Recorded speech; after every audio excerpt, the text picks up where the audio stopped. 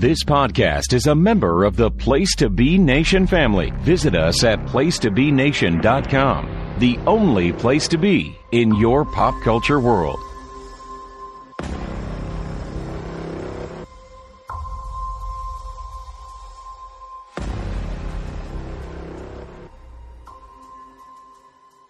Place to Be Nation, welcome to episode number 2 of a brand new show here on the Place to Be Nation pop feed. This is Making Mount Rushmore. I'm your moderator, Andy Atherton. Thank you for joining me tonight. Tonight we have a great panel. We're going to be talking about villains. We're going to be breaking down some bad guys in both the Marvel and DC worlds. We're going to talk about them from movies, comics, TV, video games. Nothing is off limits with these guys, and I got some comic experts here to break it down and give their picks for the consensus of what our Mount Rushmore is for Marvel and DC villains. First off, he is the podfather of PTBN, Mr. Scott Criscuolo. Scott, how are you tonight? Good evening, Mr. Atherton. Always a pleasure. Got a good crew tonight. This one was a little tougher for me than the picks I had for episode 1. So I'm kind of looking forward to tonight because I'm sure we're going to have a lot more diverse choices here than we did in episode 1. So I'm ready to dive in. All right. Also joining us, Scott Shifflett. What's going on, Scott? Not much, Andy. Ready to see what everyone has for that Mount Rushmore. So I have some good picks, and I think one sleeper. All right. Very cool. Also joining us, Shawn Kidd. Hey, good evening. How you doing, Andy? I'm good, Shawn. Long time no talk. Yeah, I've been about 24 hours. Yeah, good to talk to you again. Yes. Keeping up past your bedtime once again, as I've been told. And rounding out our panelists tonight, the Tim Capel. The Tim Capel. The Tim Capel. Wow. Oh, I like that intro. The Okay. Tim Capel. I like being here on Making the Mount Rushmore. Real long time talking to you, Andy. We're all talking like Starfire all of a sudden. Yeah. Well, thanks again for inviting me back, Andy, and good to be with you, sirs. Let's dive into it. All right. Well, tonight we're going to, like I said, we're talking about villains, and we're going to start off in the world of Marvel, and we're going to start off with Scott Criscuolo. Scott, who is your first pick for the Mount Rushmore of Marvel villains? The first one is a no-brainer. However, I have to say that I don't think it was a no-brainer in the beginning, before the movies, because there were other villains, whether it was TV or the books themselves, where maybe this villain might have got forgotten. But the movies have definitely put him to the forefront, and that is, of course, the purveyor of the glove, and that is, of course, Thanos. He is my favorite Marvel villain ever. And when we get to the other side of the hallway, my favorite villain on that side is almost similar, and probably the equivalent to Thanos. One thing I love about Thanos, we've talked about this often, Tim, on the journey through Infinity, and as we get more into our future episodes, Thanos was not a guy a villain who was just a megalomaniac, hell bent on taking over the universe. He was one of those villains who legitimately thought he was doing the right thing, and he was hell bent on he was morally correct in what he was doing, regardless of whether he thought anybody else agreed or disagreed with him. And that's a very hard stance to take, whether it's in the books or the way that they did it in the MCU. And he was just an imposing character, and I thought Josh Brolin did a tremendous job in the movie, but I liked him in the comics. I liked him in the animated movies. He's just one of my favorites overall, and my favorite Marvel villain of all time. So if he wasn't on anybody's Mount Rushmore before the MCU, he most certainly is now. Mm-hmm. Yep. Tim, of course, you had him on your list. Why'd you put him on there? I sure do. And one of the criteria that I look at is sort of know these characters by their deeds, right? And this is a villain who successfully annihilated half of all life in the universe. Sort of hard to top that, right? Now, granted, that was reversed, but lot of it, you look at it, it was not so much that the remaining heroes were able to battle back. I'm talking comics right now. Were able to battle back against him, but he was sort of undone by his own self-doubts, his own hubris, his own sort of psychological failings. And I mean, if not for that, he would have fully succeeded in his goals. It's just that he sort of moved the goalpost on himself. And this is something he accomplished across multiple media, in the comics and the films as well. And I don't know that I put him up here if not for the MCU, although certainly I prefer the comics portrayal of Thanos. I know that it's the MCU that really put him on the map and did exactly what he did in the comics, which is a ballsy thing to do in a multi-billion-dollar film franchise. So, yeah, on the basis of that, you've kind of got to give it up for Thanos on the Marvel side. You, Scott, you agree, Shifflett? Yeah, I do. I have admittedly read more DC comics than Marvel, but when I dabbled with the Marvel comics, I knew a Thanos, and then the whole world knew a Thanos at the past couple of years with him destroying half of the MCU, but also breaking millions of people's hearts and making them wait a year to see how the heroes would rectify this. And he was just amazing. As Scott said, Josh Brolin was great in it. You didn't really think much when you saw him the first time in Guardians.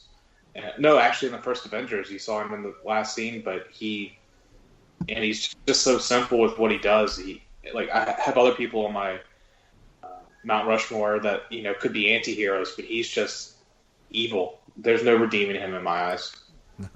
All right. Shawn, of course, it's a clean sweep for Thanos. Why'd you have him on yours? It is, of course, a clean sweep. And, it's a little mix of what everybody else said. So I enjoyed Thanos in the comics.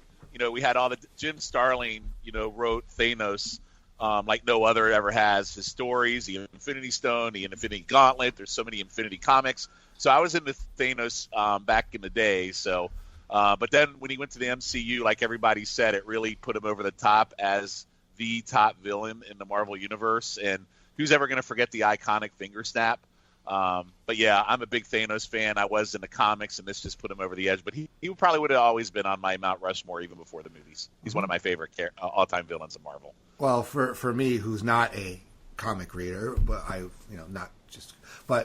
loved him in the movies, and I always love villains. My favorite villains are the ones that think that they're doing the right thing, that they believe really what they're doing is correct. And Thanos is like the epitome of that. He thought he was doing the right thing. He thought he was doing what needed to be done, no matter what the cost was. Well, maybe in 2020 he probably was doing the right thing. yeah, maybe. All right, Tim, give us somebody else off your list for Marvel villains. Okay, who would I like to pull up with now? I think I'm gonna have to say Dr. Doom. Again, feels like a bit of a gimme for Marvel, but if you want to make a case against him, I could kind of hear it because he doesn't have the wider multimedia appeal, really. Like, he's not been done well in the films, let's face it. I mean, there have been some Fantastic Four animated series, but none of those, like, you think of as having a great Dr. Doom, like, not really a big part of video games. But I think that's actually, in a way, a credit to the character in that he does sort of still pierce that veil, so to speak, of he shouldn't have like a lot of mainstream cultural recognition, but for some reason, at least in my head, I feel like he does. Like when people think who's a big time badass Marvel villain, I think he does land on the average person's list. Now, if you are going by the comics, then in the comics exclusively, there's really no questioning it. Original going back to 1962 Stan and Jack creation, has been the Fantastic Four's arch nemesis pretty much since his debut, and has become a much wider threat to the Marvel Universe as a whole. So yeah, he's just one that, even though like he's more associated with a group of characters that aren't the most popular or well liked, he sort of has transcended that, and I think that transcendent quality does count for a lot with these characters. All right, Scott Shifflett, you also had it on Dr. Doom on your list.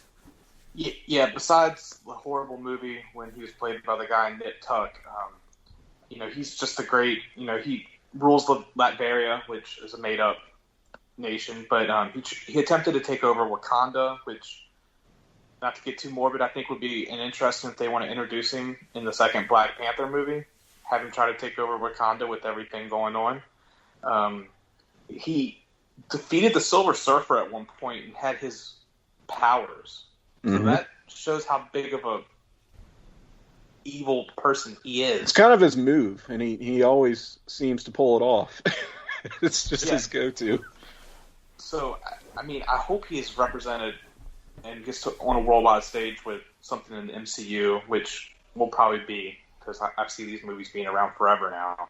But, yeah, he's definitely on the list. Like, as Tim was saying, even if you have a general knowledge of comics, you know that Dr. Doom's a big bad. Mm-hmm. And that's sort of where I was, and I did some research with this, looking in to see what I wanted, and, read about what I mentioned. Yeah. I don't know the character outside really the movies, but I do remember a cartoon. I don't know if any of you guys watched it. Shawn, you may have seen it because you have kids, but my son watched the Superhero Squad when it was on. I think Dr. Doom was the main villain on that. He was one of the main villains. Yep, so sure was. So maybe, amazingly in a kid's version, he was portrayed maybe somewhat correctly. But Shawn, you also had Dr. Doom. How come he's on your list? So I am admittedly not a Fantastic Four fan. I'm not a fan of their comics. The movies are even worse. I just find the characters boring. I do like the Thing, and I do like the Human Torch, but the Richards I could do without. But I think Doom is associated with the Fantastic Four so often because him and Reed were roommates in college, and they're always battling brains. And I think one of the things about Dr. Doom that's so great is he's also cerebral. He's not just a guy that can shoot like stuff out of his armor or wears armor. He's just a very thought-provoking character and thinks through things. And like Scott brought up, he ruled his own nation, which is great. He's also very diverse. Like I think Tim said he transcends. So it wasn't just in Fantastic Four, but he's been in the Hulk. He's been with Submariner.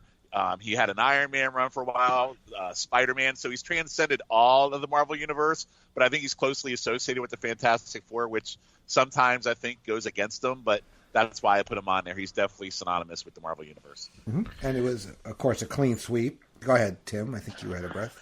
Well, if nothing else, Marvel Comics has always treated him like as their marquee villain, it feels like. If they have one, it seems like they always get behind, well, Dr. Doom is like that. That's if we're going to brand somebody as the villain of the Marvel Universe, it's Dr. Doom. He just kind of gets that nod, which is interesting in some ways, again, because of that association with Fantastic Four and how not many people are like diehard Fantastic Four fans today. Mm-hmm. All right. Scott Criscuolo, you had it as well as a clean sweep. Yeah, I mean, I'm not going to talk long. I'm going to just go with everybody else said. I think we need to focus on the books themselves. I mean, the movies and TV are nice.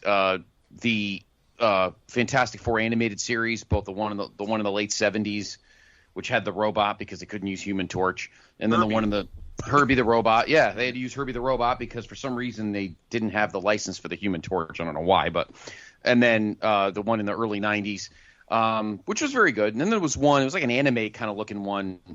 Mm-hmm. What was it, like the early 2000s? Like 2004 or 5. 2004 or 5. All right, so mid 2000. But Dr. Doom definitely is one of those iconic villains that needs to be right next to Thanos.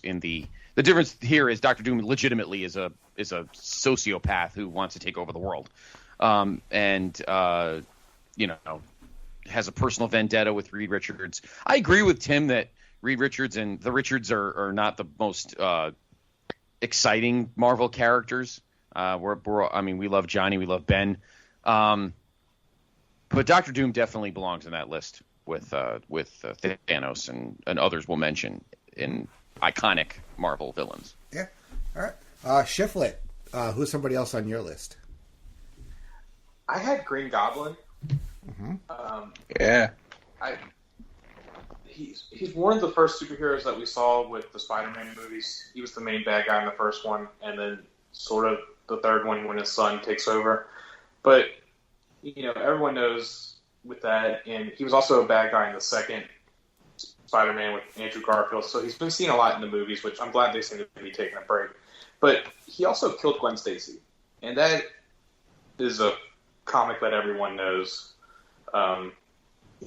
Spider-Man thinks he's able to save her. It's one of Spider-Man's big failures up there with Uncle Ben. So just having him up there with that, and that's just, I thought about it and I was like, that's one Spider-Man hero, villain that I always think of is Green Goblin. And that's what I have on my list. All right. Shawn, how come you had it on your list? It's not just about the Green Goblin, but it's also the Norman Osborn character. So very, very rich history with Spider-Man, obviously. The Gwen Stacy is iconic, but this is also Norman Osborn is just such a complex character. So I did have Green Goblin, but it was more on the Osborn side. I mean, at one point, Osborn was like one of the heads of the entire country during a phase of the Marvel Universe, and he's sick and he's twisted, but like he's actually part of running the nation and security for the entire nation. And then let's go into his son, who also became the Green Goblin. So there's a lot of rich history there. The most formidable Spider-Man opponent we've ever had. We've seen him in the movies as well. And I'm sure we're going to see him again in the Marvel universe at some point. But yeah, you just can't go against Norman Osborn and the Green Goblin. It's an iconic character. Criscuolo, you had him also? Yeah, he's probably Spider-Man's most, maybe next to Doc Ock, he's probably Spider-Man's most well-known villain. And again, the Norman Osborn angle as well. I thought that it was taken care of well in the first Tobey movie. I don't necessarily know about any of the others, but and that was cast well. Willem Dafoe was a tremendous Norman Osborn, and yeah, he's probably Spider-Man's most, next to another villain that I'll mention unless someone else does, because I had two Spider-Man villains on my list. But yeah, Doc Ock, Green Goblin definitely belongs on the list as probably Spider-Man's greatest villain and one of Marvel's greatest villains. But I think Doc Ock deserves honorable mention too as a pretty solid Spider-Man villain. And Tim, it's another clean sweep. Yeah, I can't believe we're 3 for 3 here so far in Marvel. This is somewhat surprising to me. I actually listed him as Norman Osborn in the list that I sent to Andy, because I was sort of vacillating on, is it Norman who's the bigger villain, or should I just list him as Green Goblin? And it's like, well, either way, I feel like he qualifies, because as the Green Goblin, you look at, as Shifflett was saying, the death of Gwen Stacy, I mean, basically ushering comics into the Bronze Age. I mean, to look at a character who's basically responsible for the end of an era in comics, by some definitions, that counts for a lot. And when you look at him just in his quote-unquote civilian identity of Norman Osborn, Shawn alluded to some of his more macro-level threats. I'm thinking back to the Siege storyline, like 2009-ish, I want to say, where he's now the head of S.H.I.E.L.D., and he's basically creating his own version of the Avengers and the X-Men, and more or less... The Dark Avengers. The Dark Avengers and the Dark X-Men, yes. And more or less succeeds in conquering the country from within,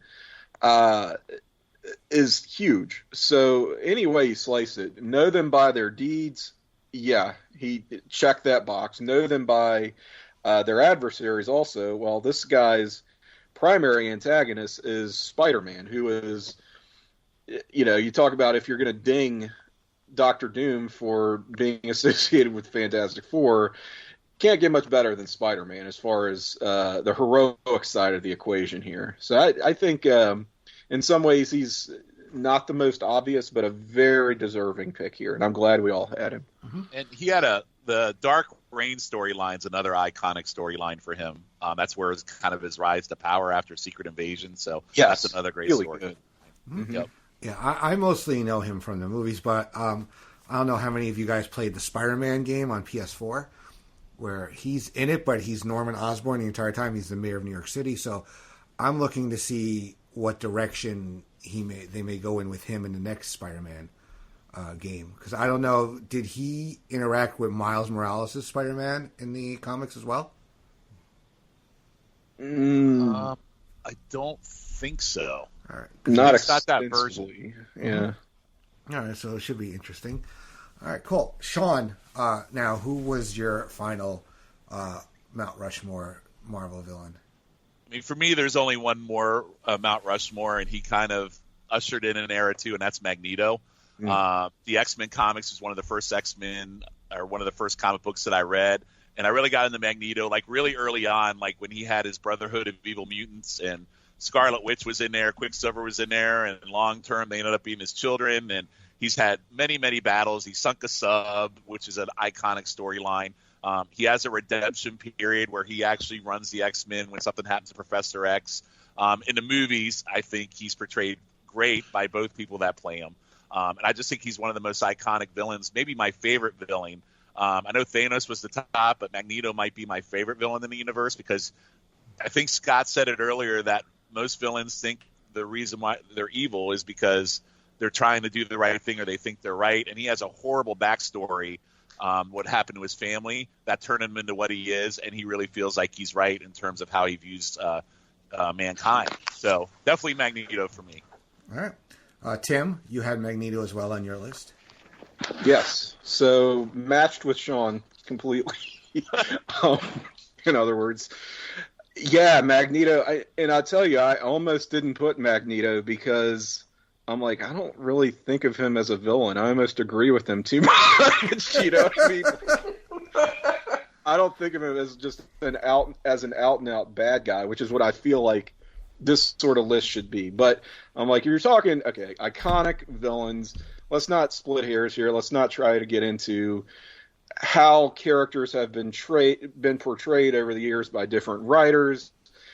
You get right down to it, and Magneto is up there with the best that Marvel has to offer. He is one of the most complex characters in their entire pantheon, and one of the most tragic as well. So you look at what motivates a villain, and he certainly is one who is, in a lot of ways, justified in his position, and very much feels like he is in the right. You absolutely know where this man is coming from. And just everything over the years, again, the redemption arc that Shawn mentioned, I think that's a good component to a villain also, is if they have tried to rehabilitate them in some ways and it just sort of doesn't stick. I don't know. I like how that adds to their myth in a way. And I also think he's really well-rounded just across all media. In comics, in film, he absolutely hits. Like, in the X-Men animated series, he was really well done. God, even in that Wolverine and the X-Men series, different take on him that I still really enjoyed. So he's a slam dunk, assuming you do consider him a villain, which I struggled to do. All right. Shifflett, you had him too? Yeah, so far it's a clean sweep. Basically what these guys said. It's nuts. What makes him the villain in my eyes is like with Professor X, he wants everyone to live in harmony together, but Magneto wants to basically rule every non-human. And you saw with the House of M storyline where he was, the leader of the world from the 70s on, and Wolverine had to go back and fix it. But in the movies, he's well represented. I mean, he's a perfect anti-hero in the X-Men First Class saga with just everything. You understand both sides of this, Tim was saying. But when you think of like villains, you think of Magneto as one of the main ones. So that's due to the movies and the TV shows, as Tim was saying as well. So that's all. Played by two tremendous actors, Sir Ian McKellen and Michael Fassbender. Now, Criscuolo, you did not have Magneto on your list. Was he an honorable mention, or did he have consideration? Yes. No, he absolutely did. I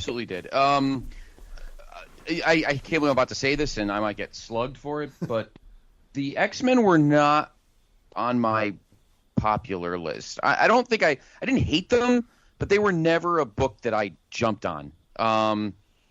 I'm looking forward to watching all of the movies in order. I think I've seen the first two, so I admittedly, other than a brief watch of the animated series, I'm very unfamiliar with the X-Men. So I know Magneto is a big time heel, but my fourth guy, I feel, because I know more about him, or it, I guess, and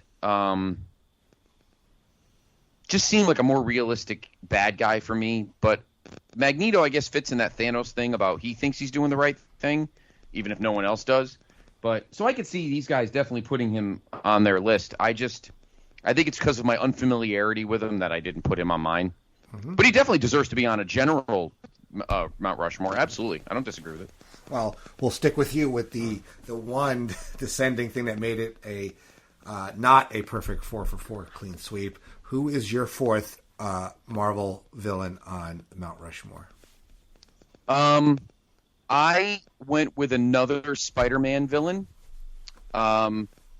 because he added a dimension to the comics. He might not have been represented as well in the movies, but I liked him in all the books I ever read, and that's Venom. I think maybe because I've always related to Spider-Man, because being a Northeasterner, and like you, Andy, growing up near New York, I always kind of related to Spider-Man, so I always kind of flocked to his villains. And Venom is what I think, particularly with the Tobey Venom, even though it was Topher Grace, who nobody liked, but the feeling that it's almost like an addictive drug. It created like this second personality kind of thing. And I always related to that in the books. I liked that. So I would actually he would be fourth behind the other three, but I'm going to give Venom my vote. I'd be open to putting Magneto there maybe after I watch all of the movies, but for now I'm going to stick with Venom.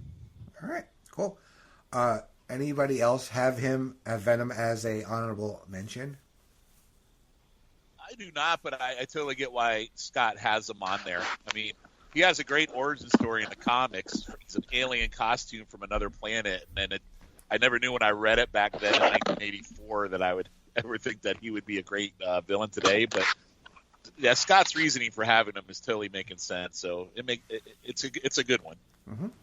He's also that dark reflection of the hero that Spider-Man didn't really directly have, in the way that Batman has that with Joker and things of that nature, and that counts for a lot. Mm-hmm. Shifflett, you have anything to add about Venom? No, he's always been more of like an anti-hero to me. That may be because I was excited when he was in the Spider-Man movie. I was excited when he got his own movie. So I never really seen him as a villain in my eyes. He's been more of like an anti-hero, like Stone Cold, sort of. He's a bad guy, but you still want to cheer for him. I'm not saying Venom is anywhere as close to Stone Cold, but it's just the way it is in my eyes. All right. Stone Cold Steve Austin and a symbiote. Tim, give us one of your. Give us one of your. I'll wear a symbiote. I'll wear a symbiote. Give me a symbiote. Oh yeah. What was the question? One of your honorable mentions for Mount Rushmore of Marvel villains. Okay, so I had Loki as an honorable mention, primarily because of the movies, but even in the films, he sort of became more of an anti-hero than an out-and-out villain. So it's hard to really make that argument. He definitely would not qualify on the basis of the comics, where he's just never been like a major character outside of Thor, really. So he was one I thought some people might have on their list. All right, Shifflett, you have any honorable mentions? Yeah, I have Kingpin. He's primarily known as a Daredevil villain, but he was Vincent D'Onofrio was amazing in the Netflix series with that, and he also shows up in the Spider-Man video game as basically running things from he goes to jail on the first mission, but you still hear he breaks out and everything. Mm-hmm. I think he's just a great villain. He goes against anyone. Spider-Man, Daredevil, Punisher. He's just not just stuck with one person. So I think that can throw him as an honorable mention. Yeah, he's in the Spider-Verse movie as well. Anybody else have anything to add about Kingpin? I had him also as an honorable mention. Yeah. I would have had him as an honorable mention, and to the point, probably because of the Netflix show. Even in the comics, he's great, but the Netflix show definitely puts him over the edge there. And Shawn, what was one of your honorable mentions that you had on your list? So I actually had another Fantastic Four villain, which is funny because I don't really read Fantastic Four, but I put Galactus. And I like Galactus because how cool is it that there's a villain that eats planets? Yeah. And then he has his own heralds like Silver Surfer, and the way he was portrayed with Silver Surfer in that Fantastic Four movie is a tragedy because he was more of like a entity, not really diarrhea cloud. Yeah, he's like a diarrhea cloud, right? So that's a really accurate description. So a great character that I hope one day we do see in the Marvel Universe. Because if we can see a living planet be Star-Lord's father in Guardians of the Galaxy 2, I think we can see Galactus in a Marvel movie too. Mm-hmm. Oh, sure. Yeah. Yep. All right. Criscuolo, you have any honorable mentions that we didn't talk about? No. I think I have. We covered the guys that we talked about. I'm good. A couple of more that Tim had on his list. We had Red Skull and Doc Ock, which we mentioned Doc Ock briefly. But Tim, why would Red Skull almost make your list? Red Skull is the most out-and-out evil character in all of Marvel Comics, I think, because he is human. He's not necessarily physically enhanced, but he's just a horrible, atrocious person on all levels who just wants the worst things in the world. I know that the thing to do today is to give a character shades of gray and make them sort of more nuanced. And maybe give them some sort of sympathetic angle. And they've never tried to do that with Red Skull for good reason. There's just no way you can do that.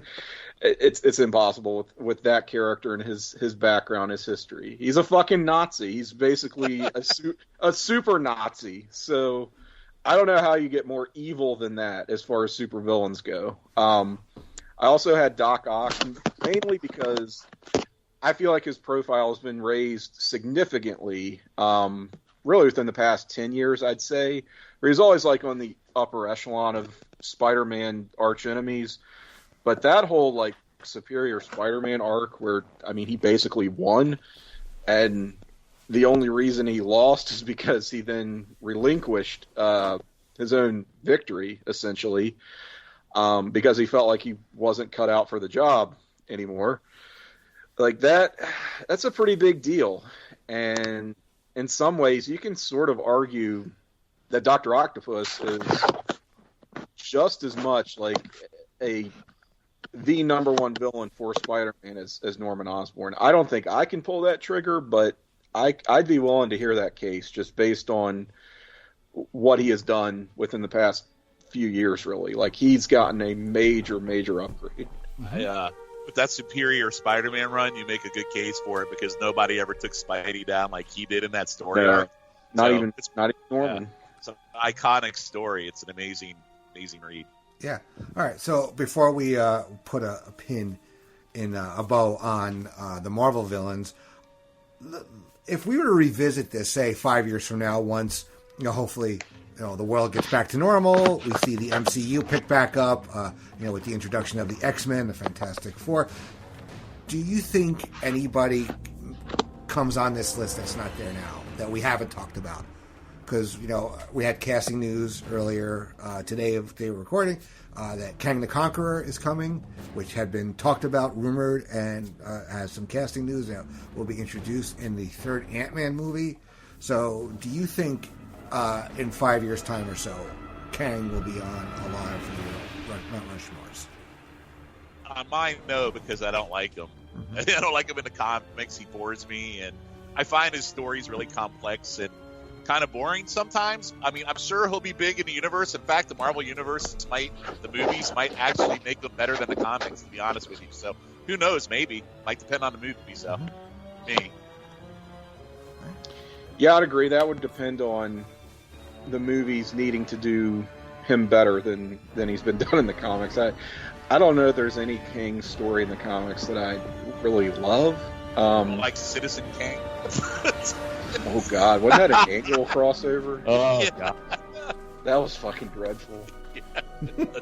I mean, I didn't even like the whole Kang Dynasty thing that Busiek did on his way out, which, I mean, it was fine, but I was like, I should like this a lot more than I do, and it just, I don't know, it just felt very meh. Yeah. All right. Any up-and-coming villains that in the comics or anywhere that may get up there? I think if they do this right, maybe Kraven with Spider-Man, I would like to see him. But if they do Kraven's Last Hunt arc, I think that would be able to propel him. That would be a good one. You're right. Yeah, that's they do that. crazy intense movie if they really did stick to the comics. Yep. All right, cool. All right, so the general consensus, since 3 out of our 4 panelists had this, is the Mount Rushmore for Marvel villains is Thanos, Green Goblin, Magneto, and Doctor Doom. But we're not done. We're going to go to the other side, the other competitor, if you will, of Marvel. We're going to talk about DC and their top villains. So stick around with Scott Criscuolo, Tim Capel, Scott Shifflett, and Shawn Kidd. We'll be right back with Making Mount Rushmore, Episode 2.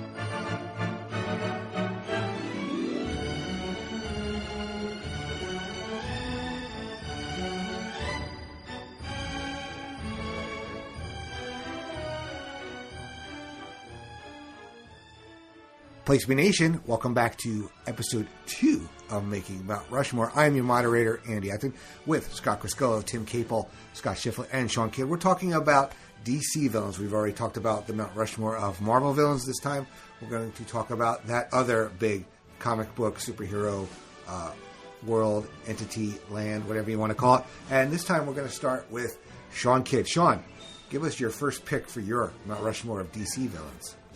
So I'm curious on DC because the villains in DC they're very, very diverse, probably more so than Marvel.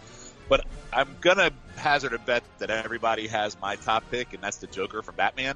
Kind of a since we just did the Batman blockbuster, it kind of goes hand in hand, and we talked a lot about Joker. But I mean, just what a maniac he is he has a really sad story about losing his wife and his kid. You know, we all know he fell in the acid vat. He turned into the Joker, but he's just a psycho. And he's not really so much a physical psycho, but it's the mind games and always toying with people. I mean, this is a guy that shot Barbara Gordon. This is the guy who killed one of the Batmans with a pipe, or not Batmans, Robins with a pipe. And he is just the epitome of what a villain is. And he's Batman. And Joker and Batman are two peas in a pod with very similar stories of tragedy that made them become who they are. And it's amazing that they've had this run for so long where Batman or Joker haven't killed one another, and they just keep that feud going. And for me, he'll always be the top villain in the DC universe, whether it's in the comics, whether it's on the TV shows. I love the Animated series, Mark Hamill Joker. I love Jack Nicholson as Joker. I even like the guy who was supposed to be Joker on Gotham, which I think is a very underrated TV show. So I think he's just portrayed. That's a brave take. Well, it is a brave take, but I do like the show. So at the end of the day, well, that's my shit take of the night because I have to have these. I just think he's portrayed great in everything he's in. So I go with the Joker. All right. Shifflett, you had him as well? Yeah, I mean, just as Shawn was saying, just everything he's done, like with killing Jason Todd, paralyzing Barbara Gordon, also in the phenomenal Arkham series, which I don't know if you guys have played them. He's the main villain in the first two video games, and he still shows up in the third one to terrorize Batman. He's the villain in, we had Jack Nicholson, Cesar Romero, then Heath Ledger's turn as it. I won't say much about Jared Leto, but it was terrible. Everyone loved the Joaquin Phoenix Joker movie besides me, but if you were combining these two Mount Rushmores, he would be the number one overall pick. Mm-hmm. All right. Tim, you had the Joker as well. Yeah, impossible not to. And is one of those characters that he's so good at being a villain. He's like so good at what he does. He almost breaks the storytelling engine because he like ups the ante so intensely that we rattled off all these terrible things he's done over the years that you're like, yeah, that's what he should do as the villain that he is. But how has Batman not just broken down and like killed this guy? Like it would just like end in the entire, mythos basically. And you just have to keep this rivalry going. It just has to exist forever. It's almost a primal sort of elemental thing now. That is, yeah. And I love that they've never, throughout all these years, you've never gotten that definitive origin. That's the one thing that they are smart enough not to touch. Like they'll hint around it. They'll give you quote unquote multiple choice, but nothing that has ever officially been signed off on. Like it's impressive and it's amazing. Yeah, I feel like the Killing Joke kind of gives us the closest thing we're going to get at this point in terms of at least his history, and then we just all assume he fell in the vat of stuff. That's kind of how it rolls. And even that, it's still open for like, well, yeah, exactly. I mean, it's the Joker. Is there any more unreliable narrator in the world than the Joker? Well, not even that now. As of when we're recording this, Jeff John, they have the Three Jokers comic book series that's out that shows that there's different types of Jokers just from the first panel in the first issue of the book. So, and I love that it's like different types of Jokers that you see. So everyone check that out. All right, yeah, and it was a clean sweep of course. Criscuolo, why'd you have the Joker on yours? Oh, I don't think anything needs to be repeated. He's in my opinion, he's the number 2 DC villain of all time. I think there's one. You could argue like 1A and 1B for another guy that I'm sure someone's going to mention, but I think a lot of the love of the Joker is not only the books, but there's never been. Well, I guess Jared Leto, but all right, sounds like someone's digging a grave of Joker. The in the vat, no. Literally, there's never been except for I guess you could say Jared Leto. There's never been a shitty Joker.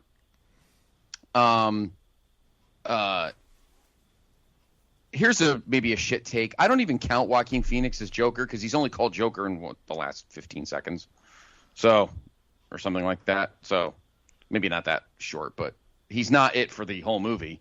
So I don't really totally count it, but that's just me. From Cesar Romero all the way to Heath to Jack. I mean, no one's and Shawn hit the nail on the head. You could argue that Mark Hamill's Joker in the animated series might be the best of them all, but it varies. He's just the best. In my opinion, he's 1A and 1B with another guy as the greatest DC villain of all time, if not the greatest villain period in comic history. Mm-hmm. So.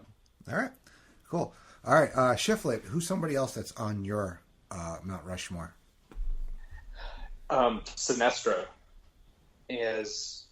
I'm a big Green Lantern fan, and it hasn't been well represented in the movies because that horrible movie in 2011 that I saw at midnight and tried to force myself to love but couldn't.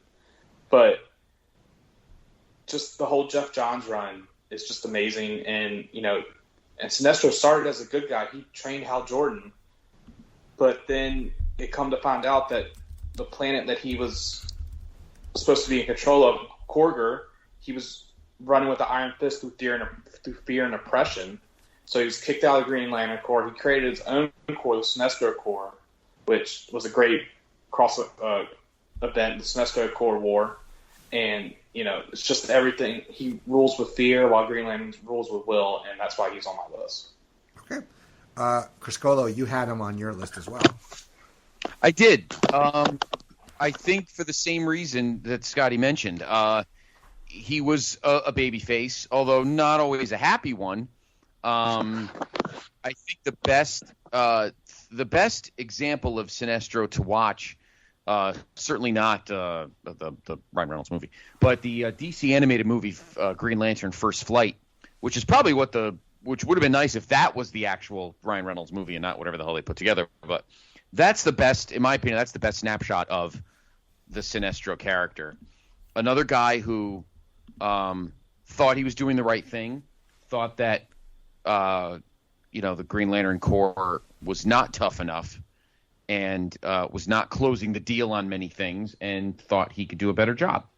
So, similar to Thanos in that aspect, where he may be thinking he's doing the right thing and tough shit if you don't like it.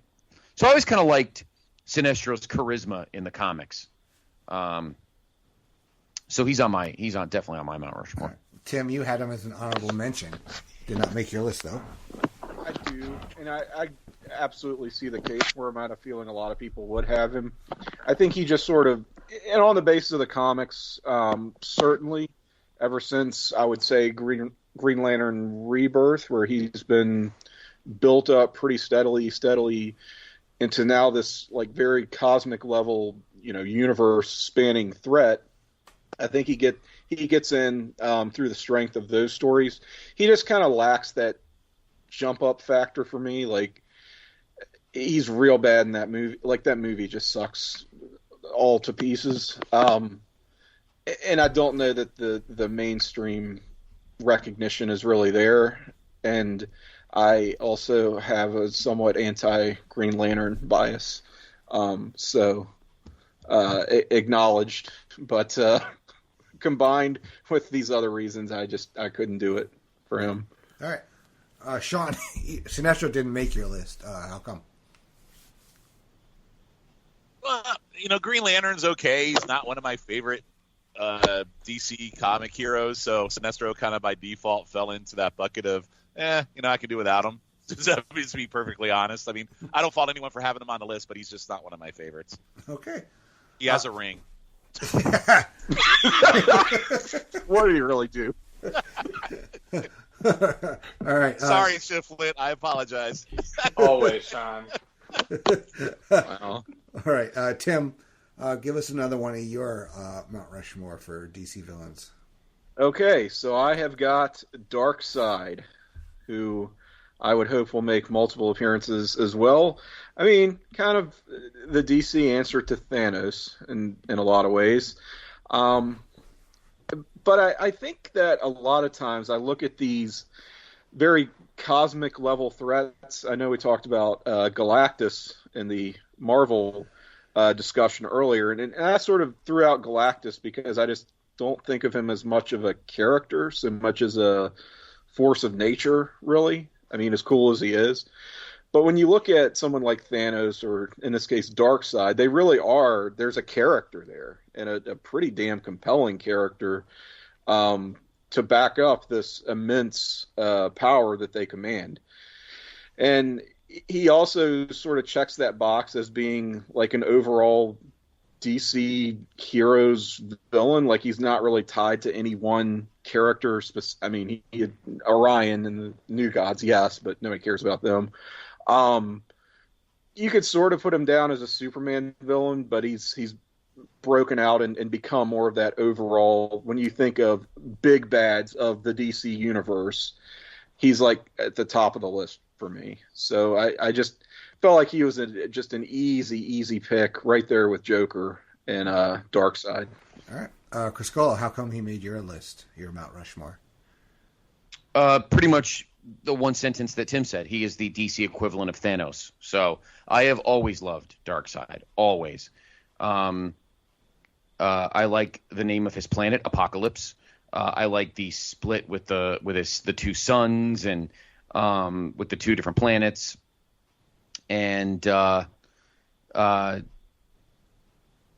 he knows that he's not doing the right thing. So he's not totally like Thanos, but maybe just the shape and the color, that gray kind of, I guess evil look. But yeah, simply put, he's the Thanos equivalent for DC, and if I love Thanos, I love Darkseid equally. All right. Shawn, you also had him on your Mount Rushmore. I don't know what else I can add that Tim and Scott haven't already said. He's the equivalent of Thanos, and they both have similar ideologies of why they do what they do in terms of eliminating people. The big thing for me is Darkseid for me was I always got to age myself at some time in a pod, but he was the main villain after the Super Friends show ended on the Superpowers cartoon. Mm-hmm. And that's when I first saw Darkseid, and it was kind of a shift from what, kind of the comedic nature of the Super Friends in a more serious tone, and he was the main villain, and he hooked me in right away. So that was before I'd even read him in the comics. So I've been a lifelong fan of him ever since. But yeah, he's definitely the quintessential villain, like a Thanos in the DC universe. All right. Now, Shifflett, he didn't make your list. How come? I had him as a... Jesus. I hope Dobby haunts you tonight. I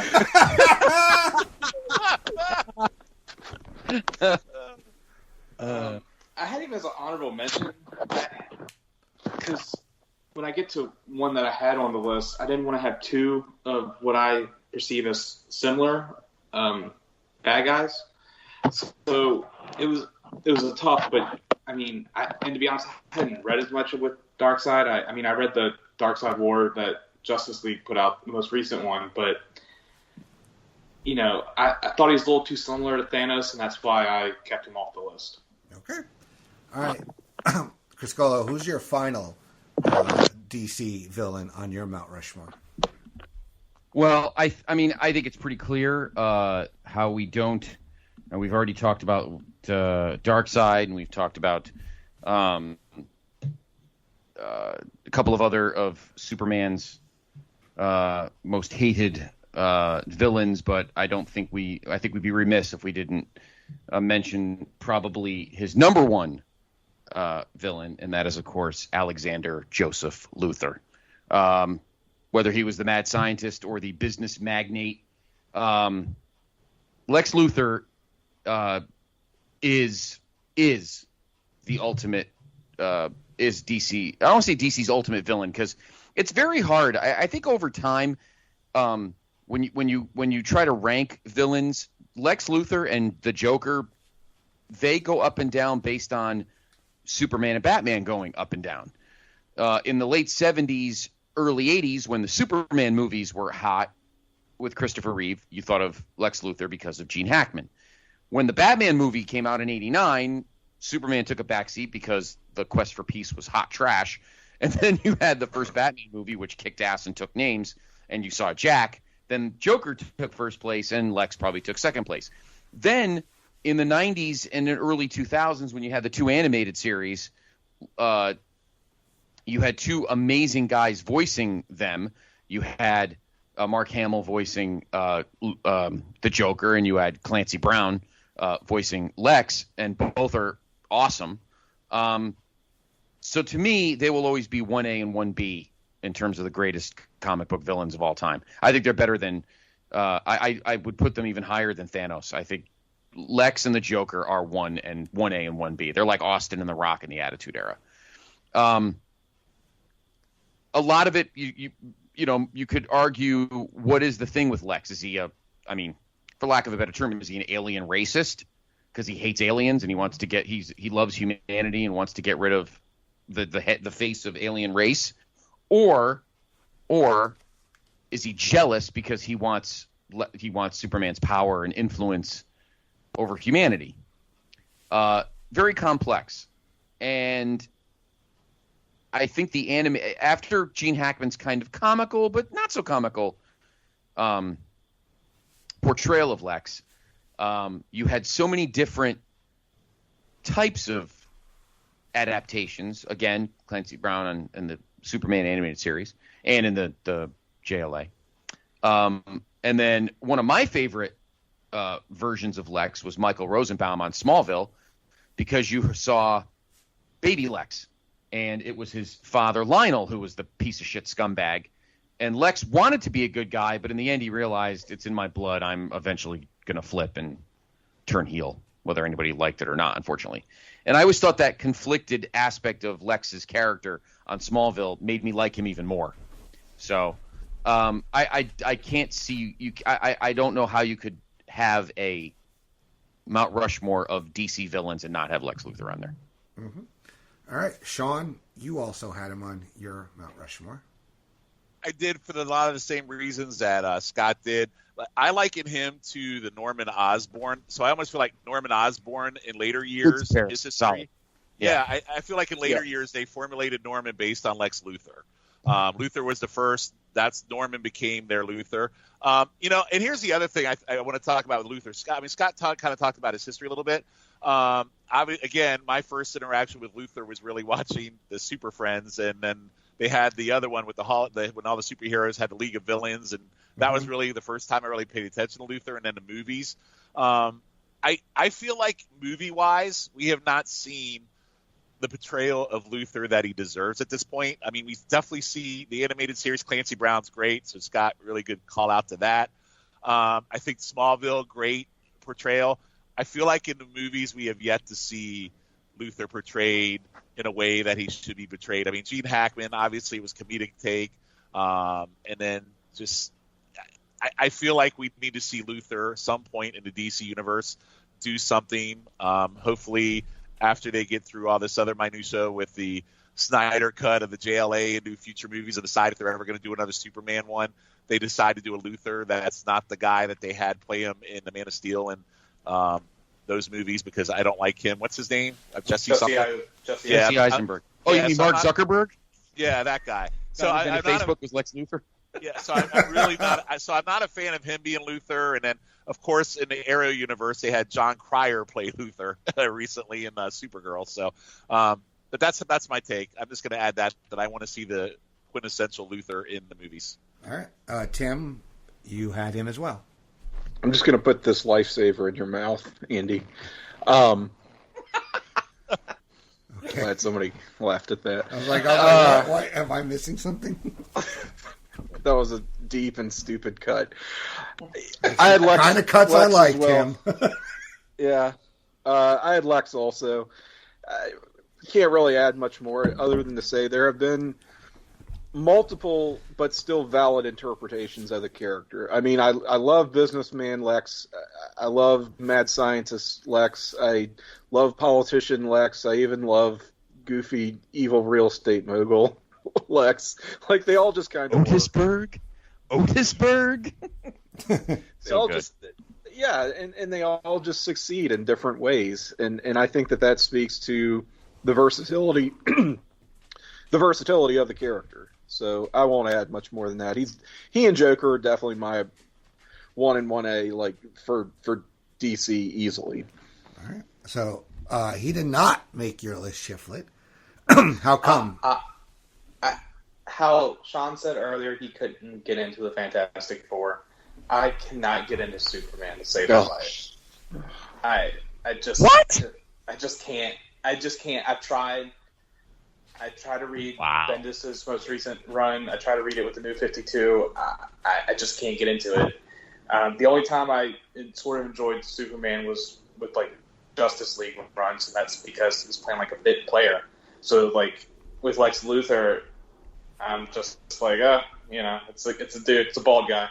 Looks like Mr. McLean. So I just haven't been able to get into it. I know it sounds like I just broke Scott's heart. I'm sorry, but it's just one of those things. Like I just can't. Like he's you got to do something off world to take him down. So that's what bothers me. So all right. Well, we'll stay with you. What's another one on that did make your Mount Rushmore? The Anti-Monitor. As what got me really into comics was the Crisis on Infinite Earths. My little brother was into comics, and I saw like he had the trade paperback, and I was like, "What's that?" And I started picking up and reading it, and just how the Anti-Monitor, using Harbinger to destroy all these universes and everything, and then he becomes a member of the Sinestro Corps, and he was shown on TV because he was the big bad in the Arrowverse, big final culmination of destroying all the universes. So he's my pick. It was in between him and Darkseid, and the Anti-Monitor made it for me. All right. Tim, I know you had that as an honorable mention. Yeah, I had Anti-Monitor as an honorable mention, but I couldn't justify his inclusion because I just see him as more of a plot device than an actual character. So I found it easy to throw him out, but can certainly see, he's responsible for the end of the multiverse, essentially. So pretty big deal, but I just don't think of him as a character, really. All right. Criscuolo or Shawn, you have anything to add about the Anti-Monitor? I mean, Scotty brings up a great point. Crisis is one of the greatest storylines in the history of comics. Is he as global as the others? But probably not. But you can't deny that he, he's the cause of the greatest storyline in comic history. So. Shawn, you have anything to add? Nope, nothing that hasn't already been said. All right, well, let's finish your Mount Rushmore. Who is your final pick for your DC villain Mount Rushmore? So it's kind of in the same vein that I like my heroes. Like some of my favorite heroes are the ones that really don't have powers. So, the Punisher, Hawkeye, Green Arrow. So my next month Mount Rushmore is Deathstroke. And the reason why I picked Deathstroke is, again, I think he's been portrayed very well in the comics. I mean, he sacrifices his own kids, doesn't care about his kids, sends one to be a spy on the Titans. He's portrayed well on the Arrow show. He's portrayed well on the Titans show. He's portrayed well in the comics. And I feel like he's just that cool bounty hunter type guy that doesn't really have powers, but he's really great at what he does. And he's a killer and he's an assassin, kind of in a similar vein to an Elektra, or even later on, I would consider Deadpool a goofy version of Deathstroke. So that's who I had on my list. Okay. Tim, that also rounds out your Rushmore. Promise that Shawn and I did not collude on our list because apparently we're 8 for 8. Yes. I also went Deathstroke. I don't have a lot to add other than I think it's cool that as Slade Wilson, he sort of looks like 1980s Michael Caine.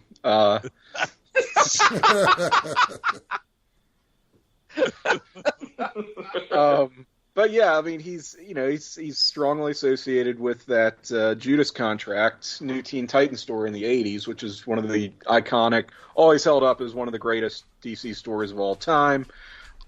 He's a big part of that, quite obviously. And all of the shit with his dysfunctional family, Jericho and Ravager and everything. And,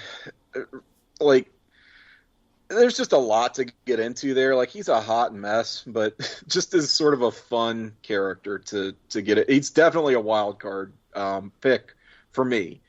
But I just felt like I couldn't find anybody else who really fit the criteria I was going by, which was, having a cool visual look, being part of associated with some really iconic storylines,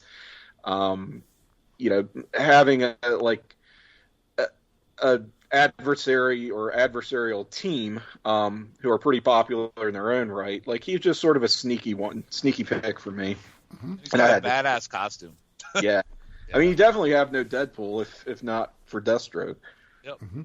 All right. Visually, at least. Either Scott, you have anything to add? How come he didn't make your list? The only thing I've ever seen him in was Arrow, and I will say season 2 he was great as the bad guy in Arrow, but I would have to read more comics to be able to justify that. Now, and also in Arkham Origins, he pissed me off because he was part of a fight with Batman, and I tried for hours to try to get the trophy. That's something else. Go watch him on season 2 of Titans too. Okay. Now, doesn't he show up for like a second in at the end of Justice League, right? Played by Joe Manganiello, I think. Yeah, they were going to do the Legion of Doom thing, but that seems to be off the board. Okay. Because he was originally supposed to be the bad guy in the Affleck directed Batman. Ah, all right. Criscuolo, you have anything to add about? I love Deathstroke. He's not at the level of the guys that we have on most of our Mount Rushmores, but I liked him in season 2 of. I actually liked him on the entire Arrow series, even when he was a heel in the beginning and kind of tweened into babyface, I suppose. After he weaned off the what was the drug called? Maricopa? Close Not enough. Maricopa. Maricopa's the county in Arizona. Maricumi, whatever that stuff was that he was taking that made him all crazy. He was good in that role, but he's just not on the level of the others. All right. But he's solid. Yeah. And okay, so we have one left. Shifflett, who was the last member of your Mount Rushmore? Oh, I'm going to get some heat for this one. But it's a newer villain, and it's really creepy, so that's why he was added.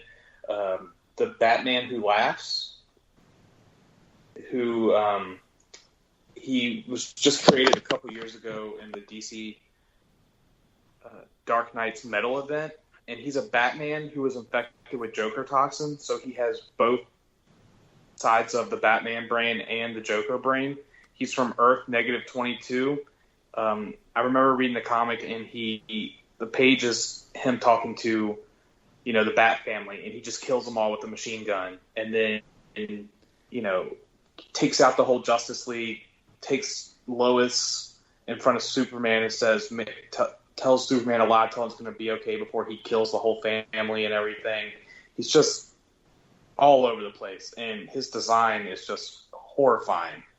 So that's why he was added to my list, because I think, as you said before with Marvel, who do you think will be here in 5 years? I think Batman Who Laughs is here to stay.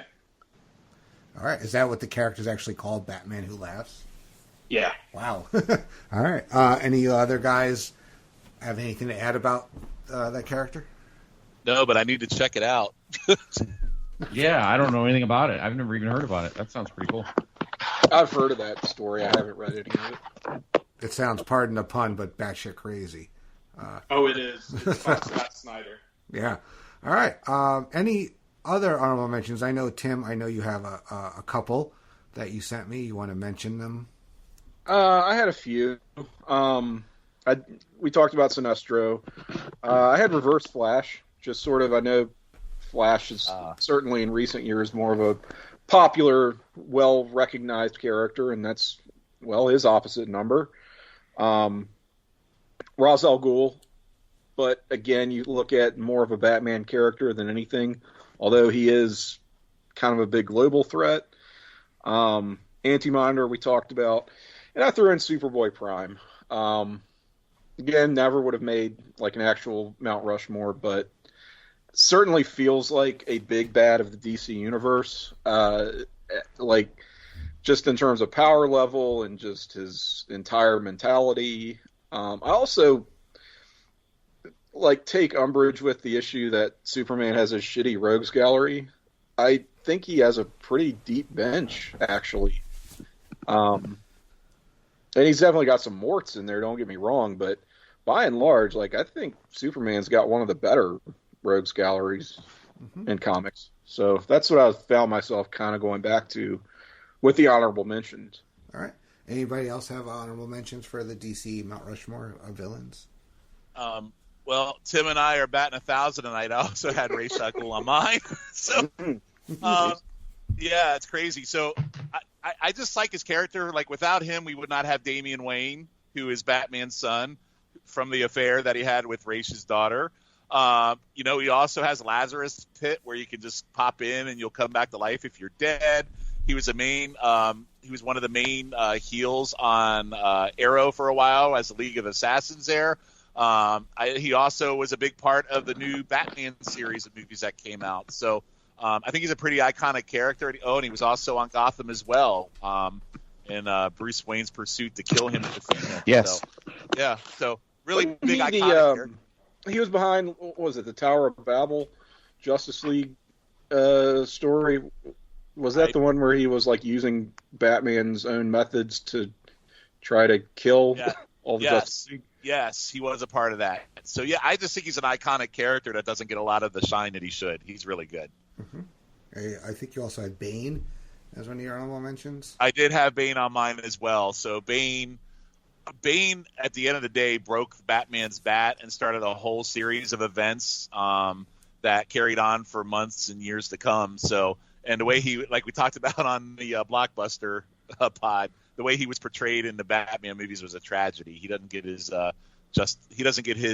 good shine either, but he's an awesome villain. Right.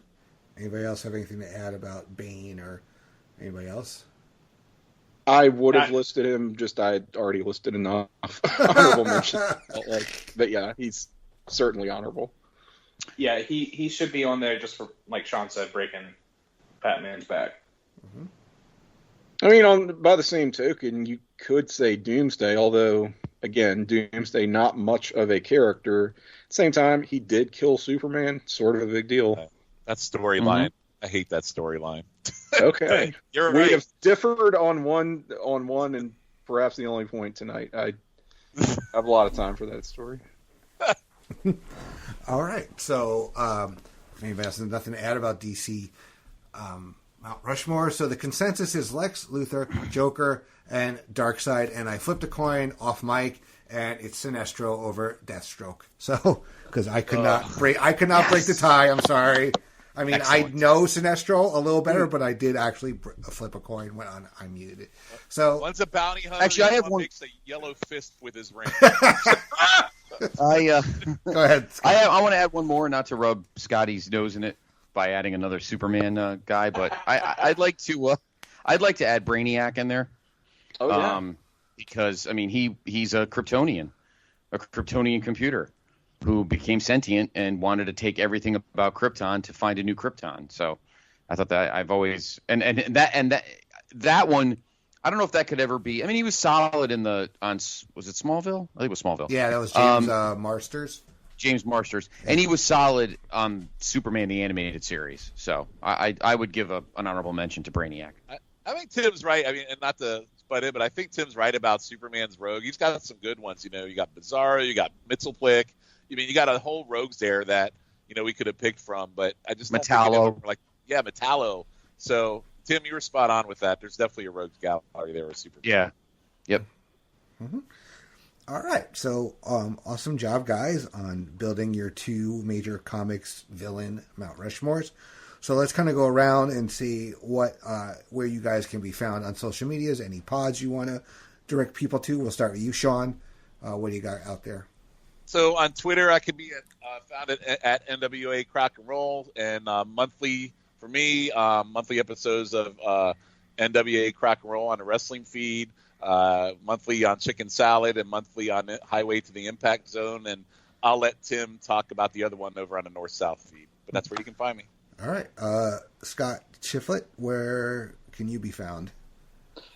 I can be found on Twitter at Scott_Shifflett, and I can be found on the PTN Pop feed for Blockbuster Rewind with yourself, Andy, and Eric Eels, and that drops monthly. And the one for October will be the Scream series with the Podfather himself, Scott Criscuolo. All right, awesome. Tim, what do you got out there? Sean alluded to the North-South Connection podcast feed where he and I do a show with our friend Jennifer Smith. It is called Shrink Wrapped, Shifflett, The Psychology of Superheroes. And it's sort of a experimental, sort of different type of show, a little hard to describe, but we are taking an in-universe look at the headspace, the psychology, if you will, of a given character within a given comics story arc. So there's 2 installments of that you can find. It's a newer show, a monthly show, again, on the North-South Connection podcast feed. I also have 2 shows on the Place to Be Nation Wrestling feed, our sister podcast network. That is PTB NXT with Jennifer Smith and Jacob Williams. By this point in time, we should have covered the first NXT TakeOver, so do check that out. Jenny and I also do a show with Greg Phillips called Talkin' WCW.